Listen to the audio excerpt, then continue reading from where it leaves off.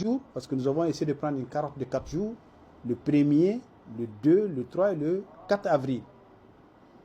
Nous avons constaté qu'il y a une augmentation de la fréquentation du service. Un jour, on est parti au-delà de 100 patients à l'intérieur du service. On s'est dit, tiens, il y a quelque chose de nouveau. Alors, on s'est dit, essayons de voir un peu les décès que nous avons dans la même période. Et c'est là où on a essayé de comptabiliser les décès qu'on a à la porte de l'hôpital. Donc, ça veut dire que c'est des corps qui sont arrivés.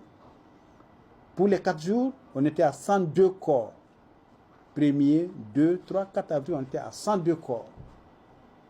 On dit, bon, on a 102 corps. Mais est-ce que ces 102 corps qu'on a, par rapport à 2023, est-ce que c'est la même chose? On a regardé le mois d'avril de 2023. Pour tout le mois d'avril, on était à 130 corps. Donc vous voyez que 4 jours de 2024, ça égalise pratiquement tout le mois d'avril de 2023. Donc ça veut dire qu'il y a une situation exceptionnelle qui s'est produite cette année.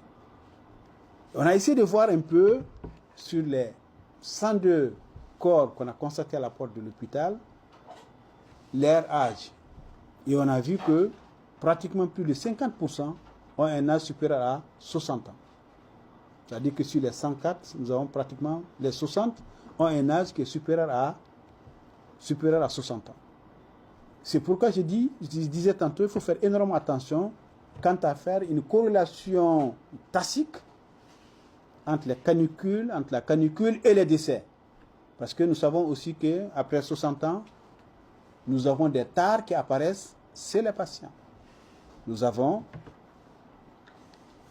le diabète qui apparaît, nous avons l'hypertension qui apparaît. Donc certainement que la canicule est venue se greffer sur des terrains qui étaient déjà fragiles. Par rapport à ça, nous souhaitons qu'on assure la prise en charge de ces patients-là avant que ces signes n'apparaissent.